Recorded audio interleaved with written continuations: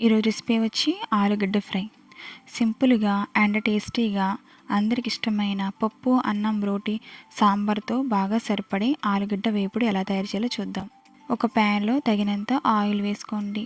Oil వేడెక్కిన తర్వాత 1/2 tea spoon ఆవాలు, 1/2 టీ స్పూన్ జీలకర్ర, 1/2 టీ స్పూన్ పచ్చిశనగపప్పు, 2 వెల్లుల్లి రెబ్బలు వేసి బాగా వేగించండి. ఇలా వేగిన తర్వాత చిన్న చిన్న ముక్కల కింద కట్ చేసుకున్న ఆనియన్స్ వేసుకోండి. అలాగే పచ్చిమిర్చి కూడా వేసుకోండి. ఇలా కొంచెం వేగిన తర్వాత సాల్ట్ వేసుకోండి.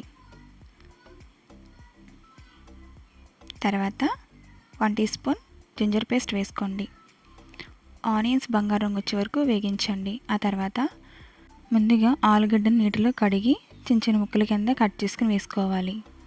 ఇప్పుడు 1/2 టీ స్పూన్ పసుపు వేసుకోండి. తర్వాత ఆలుగడ్డలు బాగా మగ్గిన తర్వాత 1 టీ స్పూన్ కారం, 1 teaspoon garam masala powder వేసుకోండి. ఇప్పుడు బాగా కలపాలి. అడగంటకుండా అలా కలుపుతూ ఉండాలి. ఇలా 10 నిమిషాలు లో ఫ్లేమ్లో ఉడికించాలి. తర్వాత చివరగా కరివేపాకు వేసుకోండి.